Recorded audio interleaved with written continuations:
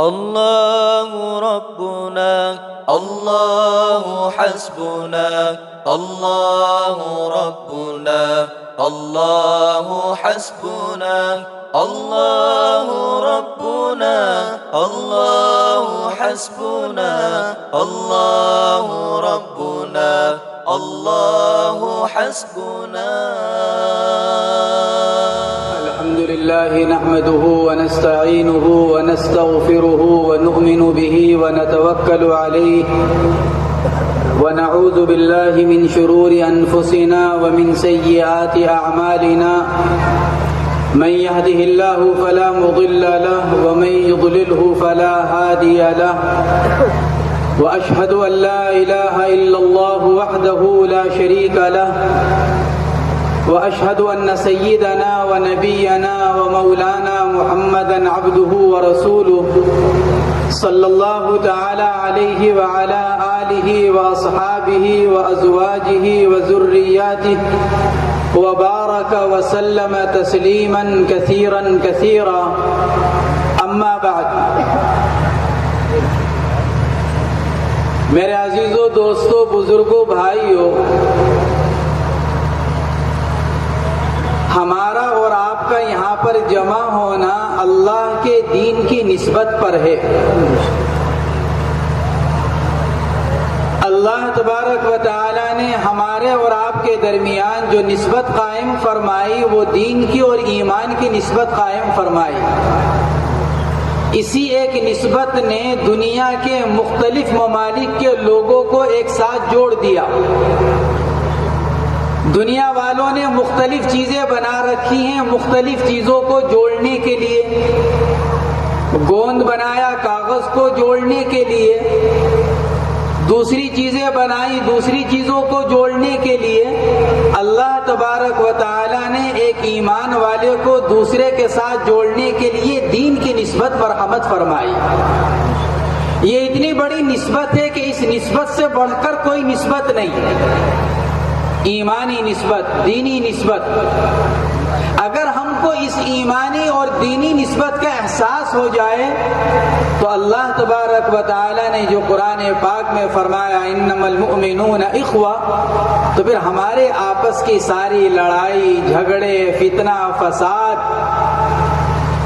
سب کچھ ختم ہو کر ایک دوسرے کی محبت، ایک دوسرے کا پیار، ایک دوسرے کا تعلق، ایک دوسرے کی رعایت، ایک دوسرے کو فائدہ پہنچانا، ایک دوسرے کو نقصان سے بچانا، یہ امت کے اندر شروع ہو جائے. حضرات صحابہ کرام رضوان اللہ تعالی علیہم اجمعین نے اس ایمانی اور دینی نسبت کا سب سے زیادہ خیال کیا. کتنا خیال کیا؟ ایک موقع پر میدان جنگ میں جب کچھ غیر ایمان والے قید ہو کر آئے تو اس وقت ایک صحابی کے حصے میں ایک قیدی آئے.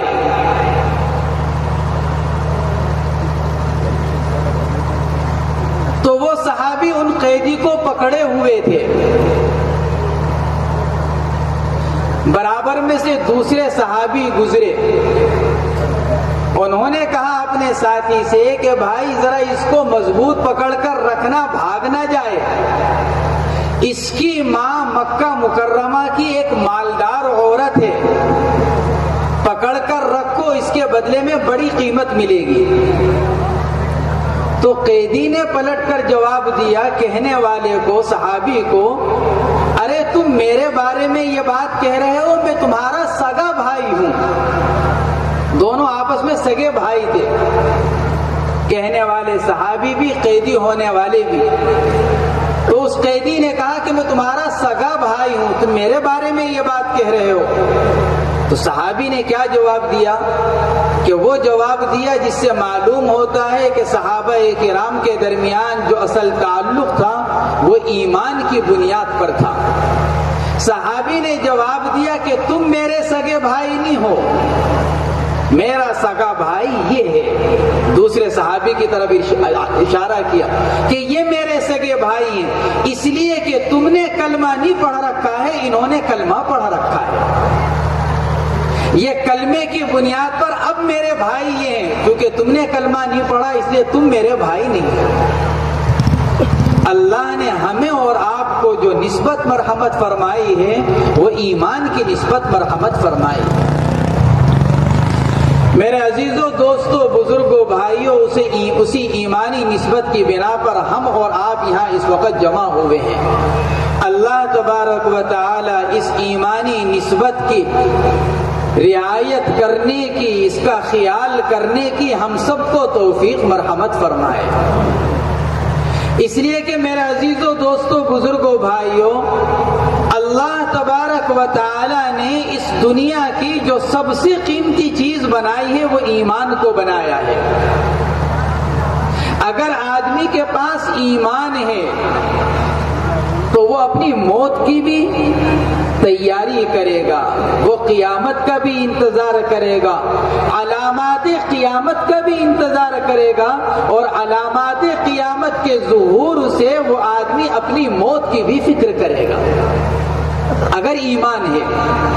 اور جس آدمی کے پاس ایمان ہی موجود نہ ہو، نہ اس کے نزدیک جنت جہنم کی کوئی حیثیت، نہ اس کے نزدیک قیامت کی کوئی حیثیت، نہ اس کے نزدیک علامات قیامت کی کوئی حیثیت، کیونکہ جب اس کو مرنے کے بعد دوبارہ زندہ ہونے کا یقین نہیں تو اس کو علامات قیامت سے بھی کوئی پھر تعلق نہیں۔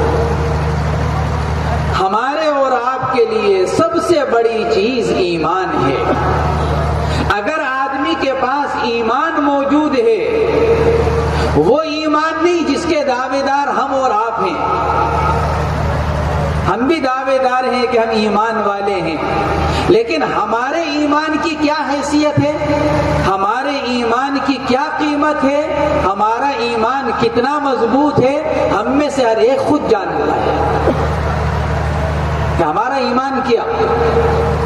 اسی لیے اللہ کے نبی علیہ الصلوۃ والسلام نے ایک مرتبہ ارشاد فرمایا تھا، ایک وقت ایسا آئے گا کہ اسلام کا صرف نام رہ جائے گا اور کچھ نہیں۔ لا يبقى من الاسلام الا اسمه، اسلام کا صرف نام رہ جائے گا، اسلام کی حقیقت لوگوں کے اندر سے نکل جائے گی۔ اگر ہم غور کریں تو شاید کہ وہ زمانہ یہی گزر رہا ہے کہ ہمارے اندر سے ایمان کی حقیقت نکل چکی ہے، اور ہمارا ایمان اتنا کمزور ہو چکا ہے کہ ہمارے سامنے بڑے سے بڑی چیزیں سامنے آتی ہیں، لیکن نہ ہمیں اپنی موت کی فکر پیدا ہوتی ہے، نہ ہمیں مرنے کا خیال آتا ہے، نہ ہمارے سامنے قیامت کا کوئی خیال ہوتا ہے۔ کہ کیوں؟ کیونکہ اس سب کا تعلق آدمی کے ایمان سے ہے۔ وہ ایمان جس کو اللہ نے حقیقی ایمان قرار دیا۔ ہمارے پاس ایمان کیسا ہے؟ ہمارے حضرت مولانا انعام الحسن صاحب نور اللہ مرقدہ فرمایا کرتے تھے، ایک ہے ایمان کی صورت، ایک ہے ایمان کی حقیقت۔ فرماتے تھے کہ صورت کے اندر وہ طاقت نہیں ہوتی جو حقیقت کے اندر ہوتی ہے۔ اور پھر مثال کے طور پر فرماتے تھے کہ شیر کتنا بڑا جانور ہے، کتنا طاقتور، کہ اگر شیر حقیقت میں آ جائے تو گاؤں کا گاؤں اور علاقے کا علاقہ خالی ہو جائے۔ کہ کیوں؟ کیونکہ معلوم ہے کہ شیر کتنی طاقتوں والا ہے، شیر کتنی قوت والا ہے، شیر کی حقیقت سامنے ہے۔ لیکن فرماتے تھے کہ اگر اسی شیر کی حقیقت نہ ہو بلکہ اس شیر کی صرف صورت ہو، تصویر ہو، تو اس تصویر کی اتنی بھی قیمت نہیں ہوگی کہ اس سے انسان تو بہت دور کی بات کہ اس سے کوئی چوہا بھی ڈر سکے۔ فرماتے تھے شیر کی صورت ہو اور چوہا اپنی حقیقت کے ساتھ ہو تو یہ چوہا اس شیر کی تصویر کو کتر کر ختم کر دے گا۔ کہ کیوں؟ کیونکہ صرف صورت ہے، اور صورت کے اندر اللہ نے کوئی طاقت اور کوئی قوت نہیں رکھی ہے۔ اللہ نے جتنی قوت اور طاقت رکھی ہے وہ شے کی حقیقت میں رکھی ہے، شے کی صورت کے اندر نہیں۔ اسی لیے حضرات صحابہ کرام رضوان اللہ تعالی علیہم اجمعین کو اللہ تبارک و تعالی نے اس دنیا میں جو بھی مقام مرحمت فرمایا، جو بھی بلندی مرحمت فرمائی اور جو بھی عزت مرحمت فرمائی، وہ ایمان کی حقیقت پر مرحمت فرمائی۔ یہ ایمان کی حقیقت ان کے پاس، ایمان اتنا مضبوط کہ سامنے بڑے سے بڑی تکلیف آ جائے، سامنے بڑے سے بڑے حالات آ جائیں، نازک سے نازک صورتحال پیش آ جائے، لیکن کوئی صحابی پلک جھپکنے کے برابر اپنے ایمان کا سودا کرنے کو تیار نہیں ہوتا۔ آج تو ہم ذرا ذرا سی چیزوں کے اوپر اپنے ایمان کو چھوڑنے پر تیار ہو جاتے ہیں۔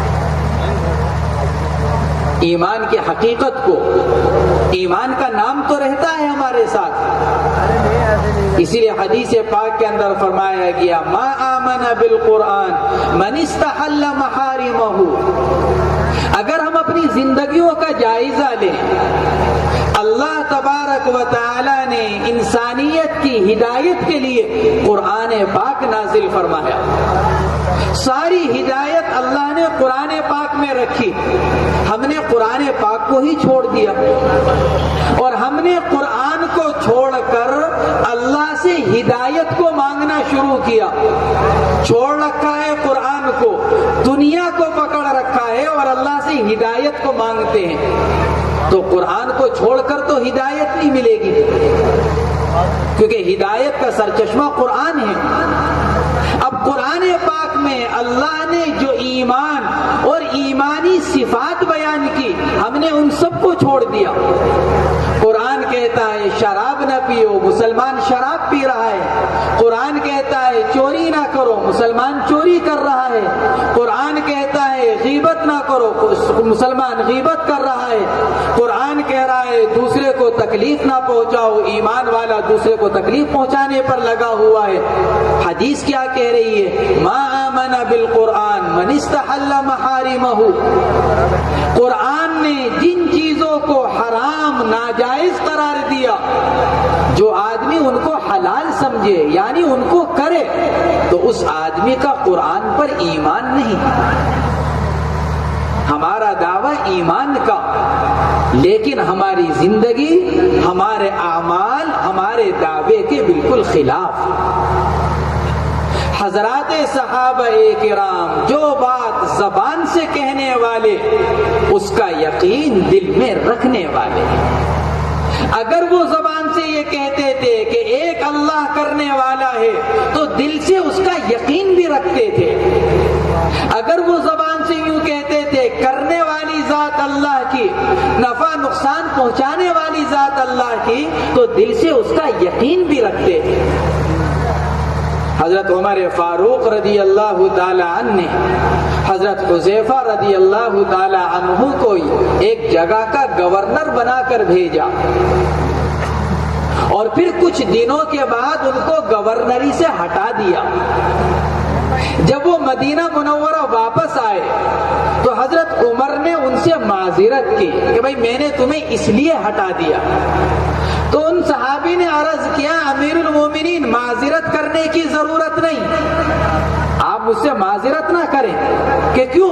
اس لیے کہ آپ سے مجھے کوئی شکایت نہیں ہے، کیونکہ نہ آپ نے مجھ کو گورنر بنایا تھا، نہ آپ نے مجھ کو اس عہدے سے ہٹایا۔ حالانکہ بنانے والے کون؟ عمر فاروق، اور ہٹانے والے کون؟ کہ عمر فاروق۔ صحابی فرما رہے ہیں کہ حضرت نہ آپ نے مجھ کو بنایا، نہ آپ نے مجھ کو ہٹایا۔ حضرت عمر رضی اللہ تعالی عنہ نے فرمایا کہ اچھا پھر کس نے کیا؟ عرض کیا امیر المومنین مجھے گورنر بنانے والا بھی اللہ تھا، مجھے ہٹانے والا بھی اللہ ہے۔ جب آپ نے کچھ کیا ہی نہیں تو آپ کو معذرت کرنے کی بھی ضرورت نہیں۔ یہ ایمان۔ میرے عزیزوں، دوستوں، بزرگوں، بھائیوں، اللہ تبارک و تعالی ہم سے بھی یہی ایمان چاہتا ہے۔ صرف زبانی ایمان نہیں، صرف دعوے کا ایمان نہیں، اللہ کو دعوے کا ایمان قبول نہیں۔ قالت الاعراب آمنا قل لم تؤمنوا، ایک قبیلے والوں نے آ کر کہا کہ حضرت ہم ایمان لے آئے، قرآن نے فوراً کہا قل لم تؤمنوا، نبی جی کہیے ابھی تم ایمان والے نہیں بنے، ولیکن قولوا اسلمنا، ابھی تو ایک ظاہری طور پر فرما برداری تمہارے اندر آئی ہے۔ وَلَمَّا يَدْخُلِ الْإِيمَانُ فِي قُلُوبِكُمْ، مومن تو تم کب بنو گے؟ جب یہ ایمان تمہارے دل میں اتر جائے گا۔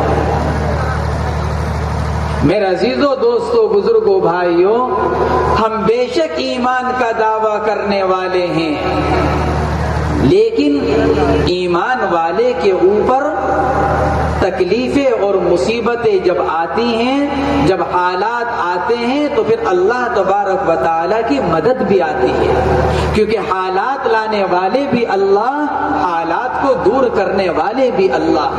آج ایمان والوں پر چاروں طرف سے حالات مسلسل آ رہے ہیں اور اللہ کی مدد ایمان والوں سے ہٹی ہوئی ہے۔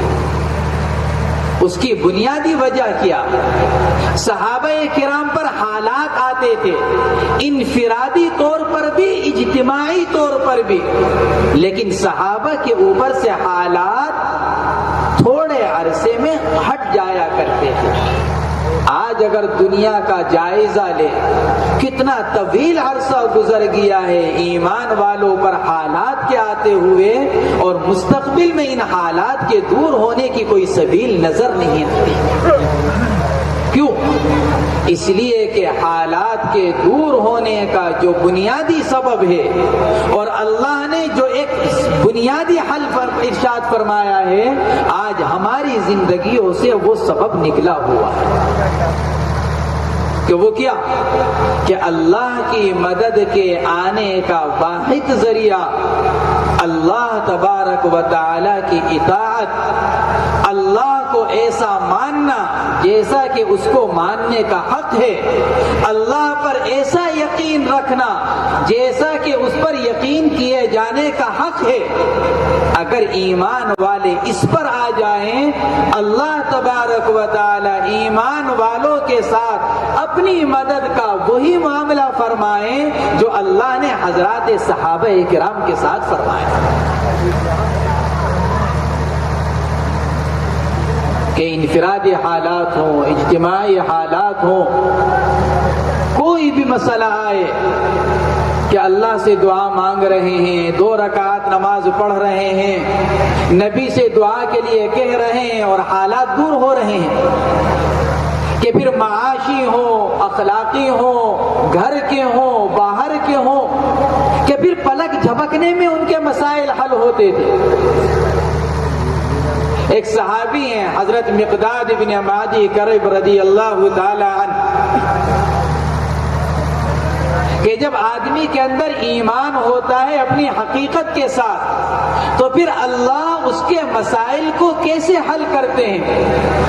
حضرت مقداد کے اوپر تنگی کا زمانہ گزر رہا تھا، بڑی تنگی کا، حضرت مقداد رضی اللہ تعالی عنہ پر۔ تو ایک مرتبہ حضرت مقداد رضی اللہ تعالی عنہ گھر سے باہر ایک دیوار کی اوٹ میں بیٹھ کر پیشاب کر رہے تھے،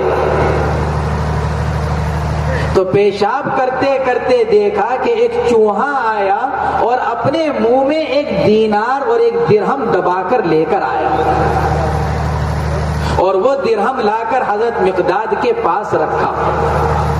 حالانکہ چوہا تو وہ جانور ہے کہ گھر میں رکھے ہوئے نوٹ کو کتر دے، آدمی کا نقصان کر دے، چیزوں کو ضائع کر دے، خراب کر دے۔ وہ لے کر آ رہا ہے، درہم لے کر آ رہا ہے، پھر گیا دوسرا لے کر آیا، پھر گیا تیسرا لے کر آیا۔ روایت کے اندر آتا ہے کہ چوہا 17 مرتبہ گیا اور 17 درہم لے کر آیا۔ بعض روایتوں کے اندر آتا ہے 18ویں مرتبہ میں چوہا خالی تھیلی لے کر آیا اور حضرت مقداد کے سامنے رکھا، گویا کہ یہ اشارہ کیا کہ درہم ختم ہو گئے۔ حضرت مقداد نے ان سارے درہم کو تھیلی کے اندر بھرا اور اللہ کے نبی علیہ الصلوۃ والسلام کی خدمت میں حاضر ہوئے اور جا کر پورا قصہ بیان کیا کہ حضرت ایسا ہوا. اللہ کے نبی علیہ الصلوۃ والسلام نے ارشاد فرمایا یہ اللہ کی طرف سے رزق ہے جو اللہ نے تم کو مرحمت فرمایا. ان کی اہلیہ محترمہ فرماتی ہیں حضرت مقداد کی ان 17 درہموں میں اللہ نے وہ برکت دی. وہ 17 درہم اس وقت ختم ہوئے جا کر جب ہمارے گھر میں درہموں کی بوریوں کی بوریاں رکھی ہوئی تھی. کہ کیوں؟ کیونکہ اللہ نے اپنی مدد، اللہ نے اپنی برکتیں، اللہ نے اپنی رحمتوں کا تعلق ایمان کے ساتھ رکھا ہے، دنیاوی چیزوں کے ساتھ نہیں رکھا. عزت ملے گی ایمان سے ملے گی، کامیابی ملے گی ایمان سے ملے گی. اللہ کے یہاں قرب حاصل ہوگا آدمی کو ایمان سے حاصل ہوگا. ہم نے اسی کو چھوڑ دیا. ایمان ہی کو چھوڑنے کی وجہ سے آج مسلمان ذلیل ہو رہا ہے اور آج مسلمان پریشان ہے. سیدنا حضرت عمر فاروق رضی اللہ تعالی عنہ کا مشہور قول ہے، فرماتے تھے انا کنا اذل قوم فاعزنا اللہ بالاسلام. ہم دنیا کی سب سے زیادہ ذلیل قوم تھے، سب سے کمتر، سب سے بدتر ہم کو سمجھا جاتا تھا. فَأَعَزَّنَا اللَّهُ بِالْإِسْلَامِ. اللہ نے ہم کو اسلام مرحمت فرمایا، ہم نے اسلام کو اپنایا، ہم نے اسلامی اپنی زندگی بنائی. اللہ نے اس اسلام کی برکت سے ہمیں عزت مرحمت فرمائی. پھر کیا فرمایا؟ فَمَهْمَا نَطْلُبُ الْعِزَّةَ بِغَيْرِ مَا أَعَزَّنَا اللَّهُ أَذَلَّنَا اللَّهُ. جب جب ہم اس اسلام کو چھوڑ کر جس کے ذریعے سے اللہ نے ہم کو عزت دی ہے، جب جب اس کو چھوڑ کر ہم عزت حاصل کرنا چاہیں گے، اللہ ہم کو عزت نہیں دے گا بلکہ اللہ ہم کو ذلیل اور رسوا کرے گا. اگر ہم ایمان کو چھوڑ کر، اسلام کو چھوڑ کر اگر ہم عزت طلب کرنا چاہیں گے، عزت حاصل کرنا چاہیں گے، اللہ عزت نہیں دے گا بلکہ اللہ ہمیں ذلیل کرے گا. کیا آج ایسا نہیں لگتا کہ یہی وقت گزر رہا ہے؟ مسلمان جتنا آگے بڑھنے کی کوشش کرتا ہے، مسلمان جتنا ترقی کرنے کی کوشش کرتا ہے مادی اعتبار سے، دنیاوی اعتبار سے، مسلمان اتنا ہی پچھڑتا جا رہا ہے اور مسلمان اتنا ہی پریشان ہوتا جا رہا ہے اور مسلمان اتنا ہی مسائل میں گھرتا چلا جا رہا ہے. حالانکہ میرے عزیزوں، دوستوں، بزرگوں، بھائیوں، اس ایمان کی قیمت آدمی کو اس وقت معلوم ہو سکتی ہے جب اللہ حفاظت فرمائے. اللہ حفاظت فرمائے ایمان اگر کسی کے پاس نہ ہو. ہمیں تو چونکہ ایمان اپنے گھر سے ملا ہے، ہمیں ایمان ماں باپ سے ملا ہے، ہمیں ایمان دادا دادی نانا نانی سے ملا ہے. ہم نے اپنے گھر میں ماں باپ کو نماز پڑھتے ہوئے دیکھا، کلمہ پڑھتے ہوئے سنا، ہم نے کلمہ پڑھنا شروع کر دیا، ہم نے نماز پڑھنی شروع کر دی. کبھی ایمان کو سیکھنے کی کوشش نہیں کی، کبھی نماز کو سیکھنے کی فکر نہیں کی. سیدنا حضرت ابو بکر صدیق رضی اللہ تعالی عنہ فرمایا کرتے تھے، ایمان کی قیمت اس سے پوچھو جس نے کفر کا اور جاہلیت کا زمانہ پایا ہو، وہ بتلائے گا ایمان کی قیمت کیا ہے.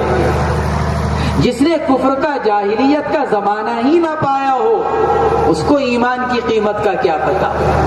جیسے ہم اور آپ، ہمیں معلوم ہی نہیں ایمان کی قیمت کیا ہے. کیا ہے ایمان کی قیمت؟ صحابی رسول حضرت عبداللہ ابن ابی صحابی ہیں، اور ان صحابی کا باپ عبداللہ ابن ابی منافقوں کا سردار۔ حکایات صحابہ کے اندر، فضائل اعمال کے اندر واقعات پڑھے ہوں گے۔ عبداللہ ابن ابی رئیس المنافقین، منافقوں کا سردار۔ عبداللہ ابن ابی کا انتقال ہوا، منافق۔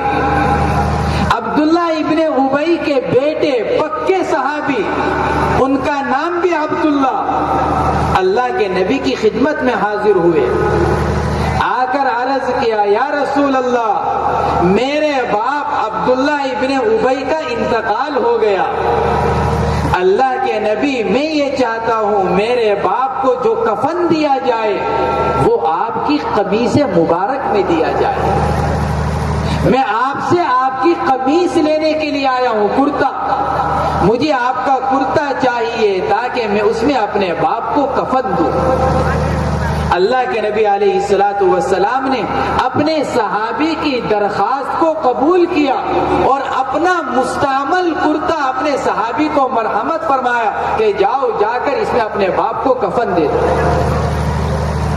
عبداللہ ابن ابی قمیص لے کر گئے، اس میں اپنے باپ کو کفن دیا، پھر خدمت میں حاضر ہوئے، اللہ کے نبی یہ چاہتا ہوں میرے باپ کی نماز جنازہ بھی آپ پڑھائیں۔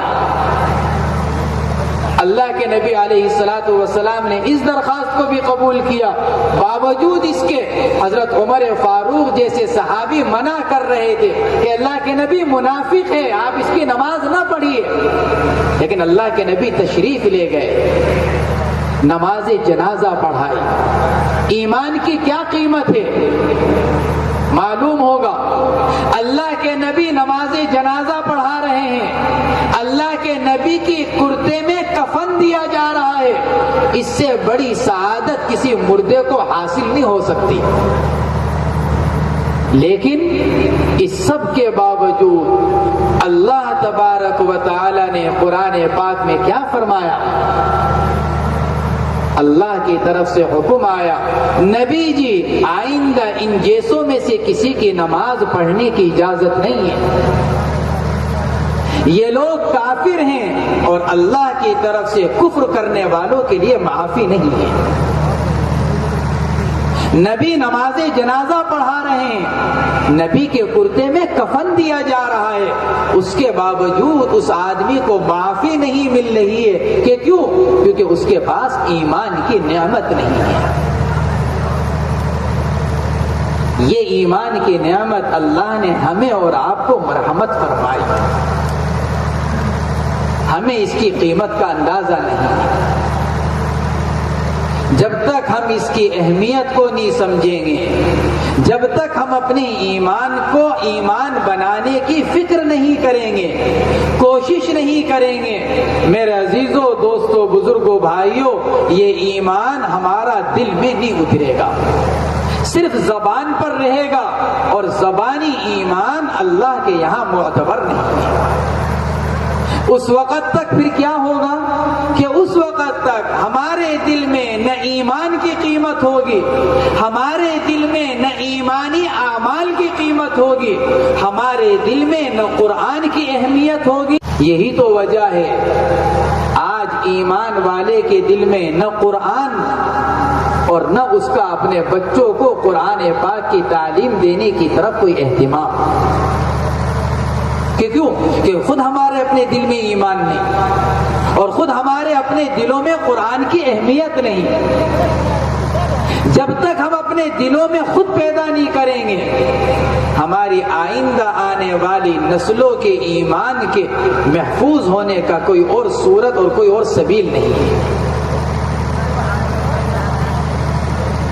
آج تو خود ہم قرآن کی قیمت سے ناواقف، آج تو ہم خود قرآن پاک کے فضائل کو نہیں جانتے، قرآن کتنی اہمیت کا حامل، قرآن کی ایک ایک سورت پر اللہ کی طرف سے کیا وعدے ہیں۔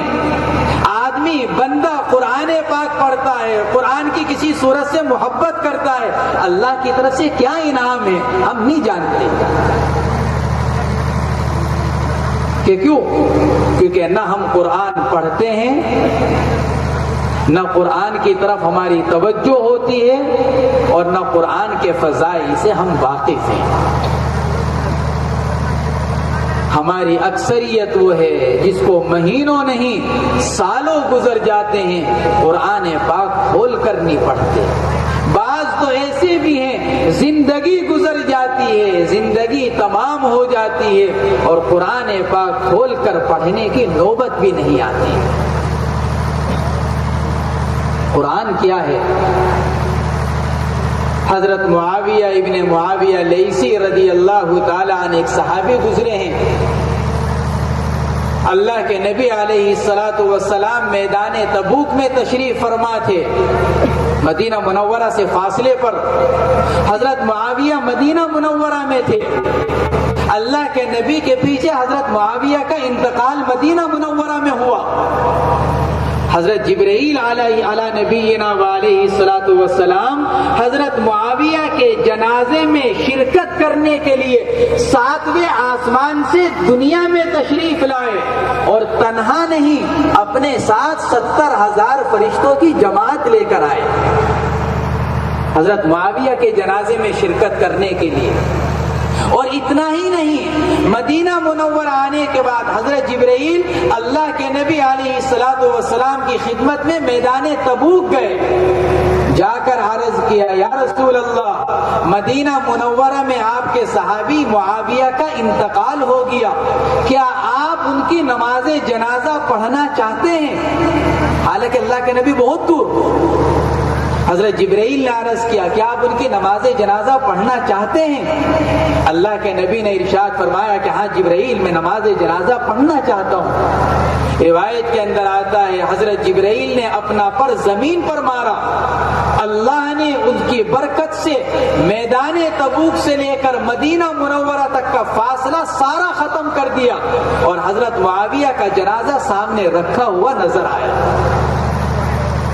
اللہ کے نبی علیہ الصلاۃ والسلام نے حضرت معاویہ کی نماز جنازہ پڑھائی، اور پھر حضرت جبرائیل نے 70,000 فرشتوں کی جماعت کے ساتھ حضرت معاویہ کی تدفین میں شرکت کی۔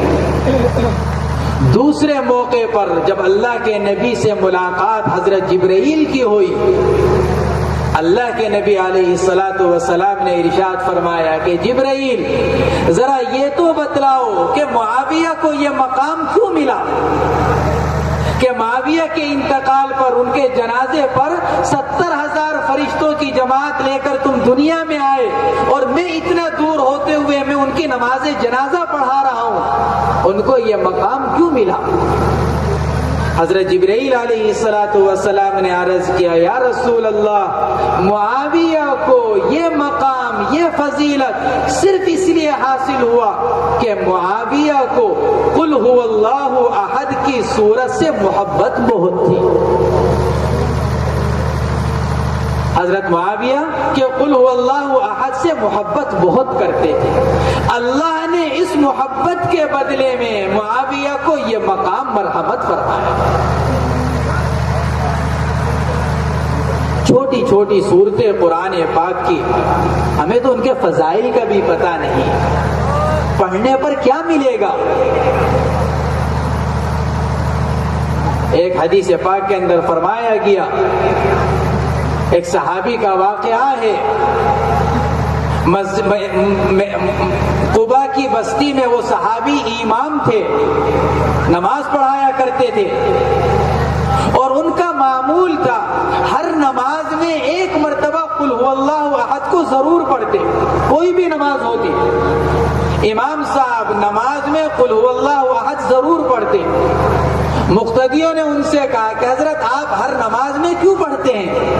کبھی کبھار پڑھ لیا کریں۔ امام صاحب نے کہا، صحابی تھے، انہوں نے کہا کہ بھئی دیکھو، میں تو ہر نماز میں قل هو اللہ احد پڑھوں گا، تمہیں میرے پیچھے نماز پڑھنی ہو تو پڑھو، ورنہ مجھے امامت سے علیحدہ کر دو، میں امامت چھوڑ دیتا ہوں۔ صحابہ نے جا کر اللہ کے نبی سے شکایت کی، اللہ کے نبی ہمارے امام ہر نماز میں قل هو اللہ احد پڑھتے ہیں، آپ آپ نے ان کو بلایا، فرمایا کہ تم ہر نماز میں قل هو اللہ احد کیوں پڑھتے ہو؟ عرض کیا یا رسول اللہ مجھے قل هو اللہ احد سے محبت ہے۔ آپ نے ارشاد فرمایا ان حبک ایہا ادخلک الجنہ، تمہاری قل هو اللہ احد سے محبت نے تمہیں جنت میں داخل کر دیا۔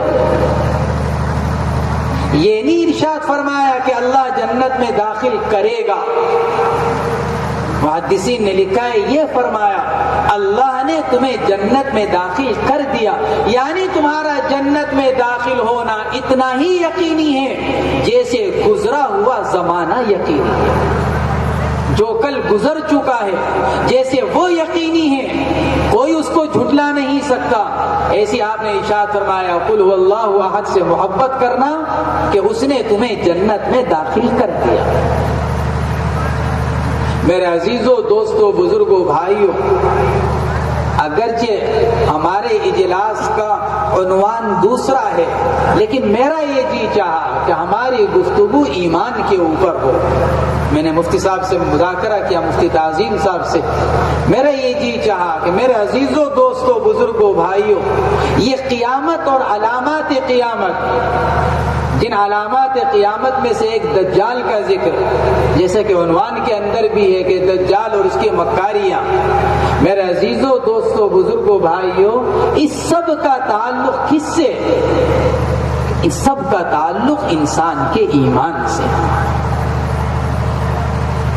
ایک صحابی نے عرض کیا یا رسول اللہ متی الساعہ، اللہ کے نبی قیامت کب آئے گی؟ آپ نے ان سے اعراض کیا کہ کیوں؟ کہ قیامت کب آئے گی، کیسے آئے گی، اس سے تمہیں کیا تعلق؟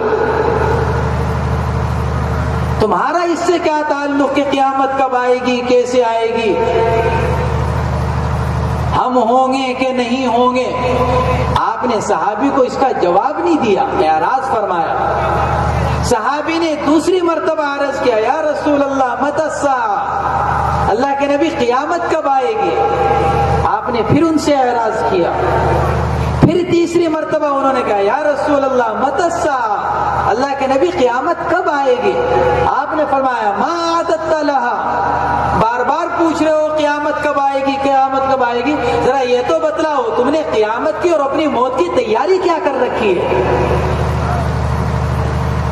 تم موت کے بارے میں بار بار پوچھ رہے ہو، قیامت کے بارے میں بار بار پوچھ رہے ہو، ذرا یہ تو بتلاؤ کہ اس کی تیاری کیا کی تم نے؟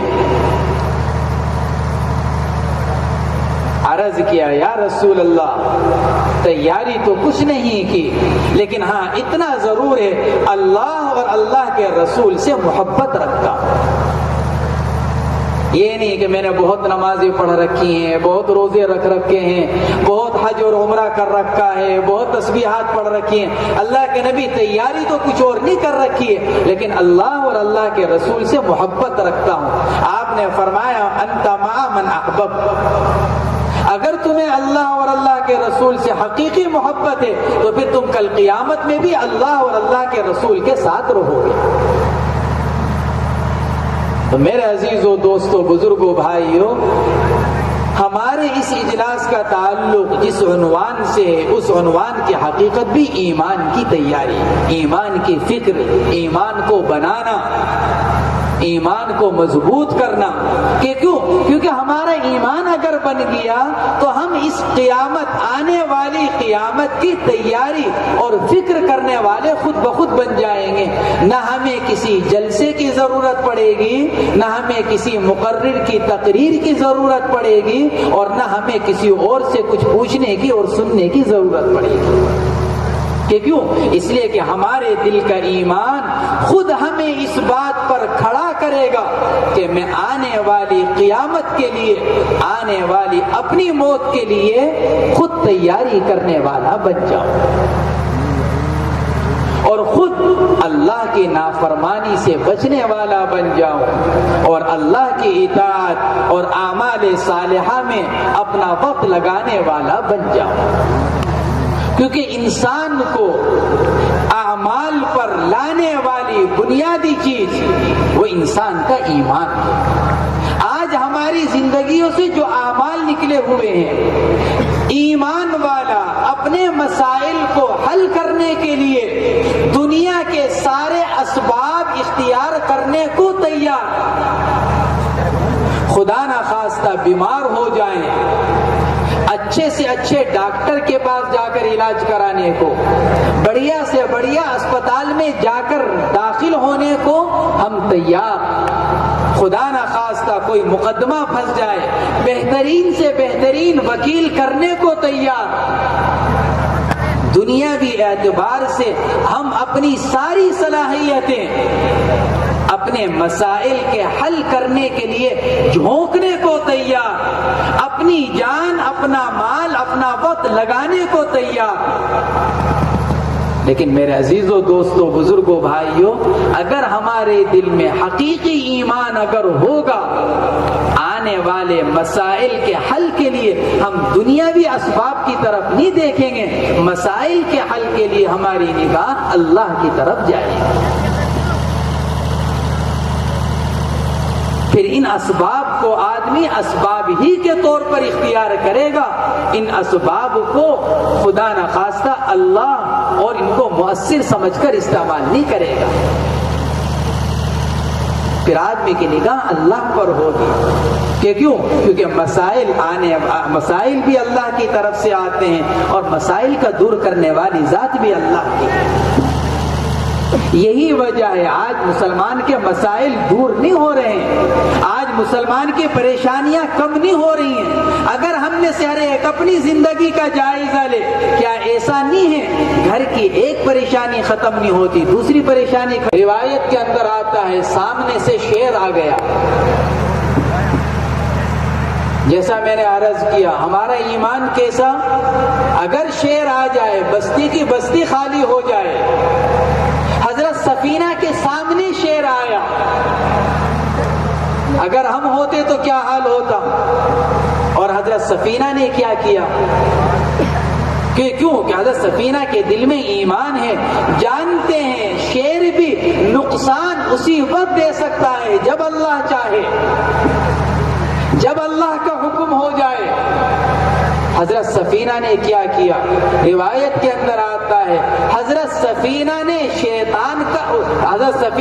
شیر کا کان پکڑا اور کان پکڑ کر یوں فرمایا، دیکھ بھائی ہم رسول اللہ صلی اللہ علیہ وسلم کے غلام ہیں، ہم راستہ بھٹک گئے ہیں، راستہ بھٹک کر یہاں آئے ہیں، تیری ذمہ داری ہے تو ہمیں صحیح راستہ بتلا۔ حضرت مولانا یوسف صاحب نور اللہ مرقدہ نے حیات الصحابہ کے اندر یہ واقعہ لکھا ہے، یہ حدیث نقل کی ہے۔ فرماتے ہیں حضرت سفینہ کی یہ بات سن کر شیر نے اپنے کان کو جھکایا اور حضرت سفینہ کے آگے آگے چلنا شروع کیا اور حضرت سفینہ شیر کے پیچھے پیچھے چلے، اور ایک ایسے راستے پر جا کر جس میں دونوں طرف راستے جاتے تھے، شیر ایک طرف مڑا اور ایک طرف مڑ کر اس نے اپنے سر سے اشارہ کیا حضرت سفینہ کو اس راستے پر جانے کا، اور یہ بتلایا کہ جی آپ کا راستہ ادھر سے، آپ ادھر سے جائیں گے تو آبادی میں پہنچ جائیں گے۔ شیر رہبری کر رہا ہے، رہنمائی کر رہا ہے، کس کی؟ صحابی کی، کہ کیوں؟ کیونکہ صحابی کے پاس ایمان ہے۔ میرے عزیزوں، دوستوں، بزرگوں، بھائیوں، بس عرض یہ کرنا ہے ہم اپنے ایمان کو بنانے کی محنت کریں، اپنے ایمان کی فکر کریں، بغیر فکر کے کچھ نہیں ہوتا۔ آدمی اگر فکر مند ہو پھر حفاظت کا خیال کرتا ہے۔ ایک بزرگ فرماتے ہیں اگر کسی آدمی کی جیب میں نوٹ رکھے ہوئے ہوں پیسے اور اس آدمی کی جیب پھٹی ہوئی ہو، وہ آدمی بار بار اپنی جیب کو ہاتھ لگا کر دیکھتا ہے کہ کہیں پھٹی ہوئی جیب سے پیسے نکل تو نہیں گئے۔ فرماتے ہیں کہ وہ آدمی جتنی فکر اپنی پھٹی ہوئی جیب سے پیسوں کے نکلنے کی کرتا ہے، اتنی فکر اگر آدمی اپنے دل کے ایمان کی کر لے تو اس آدمی کا ایمان بھی محفوظ ہو جائے۔ ہمیں تو اتنی بھی فکر نہیں، اپنے ایمان کی جتنی فکر وہ آدمی کرتا ہے جس کی جیب پھٹی ہوئی ہو۔